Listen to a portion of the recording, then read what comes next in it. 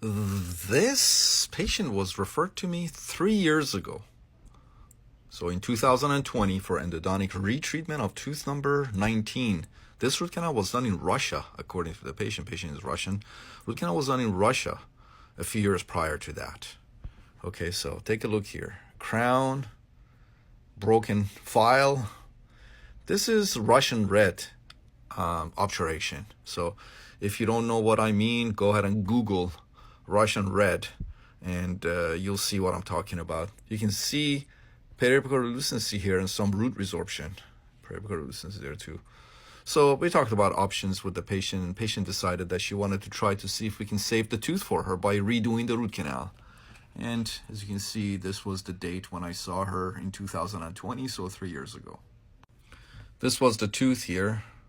All right. Crown broken here.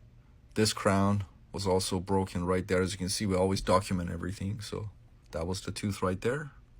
So went ahead and removed that crown and removed the broken instrument and redid the root canal for her. Is this sealer or gutta percha that's extruded out the canal? Does that matter? Does that matter? Does that matter? Does that matter?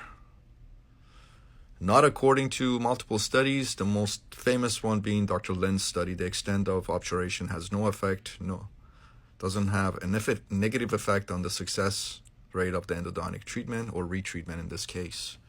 And here's the date. As you can see, 3 years ago when I redid this root canal for the patient.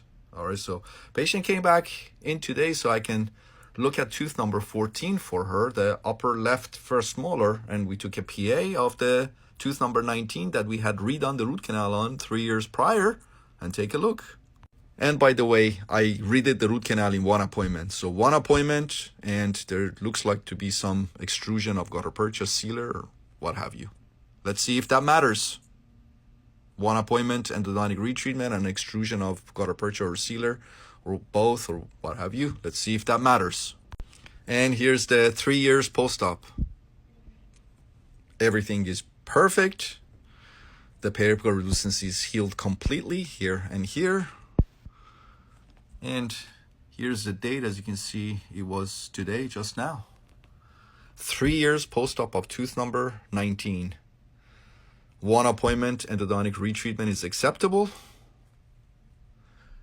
Extrusion of sealer or gutta percha, absent presence of bacteria, is acceptable. It's not a big deal. We don't strive for it. We don't do it intentionally. But if it happens, as long as the fundamentals of endodontics were adhered to, as long as there's no bacteria within the canal, in some rare instances they could be outside of the canal, it's fine. It's fine. 3 years post-op of tooth number 19. And again, here's the date, as you can see.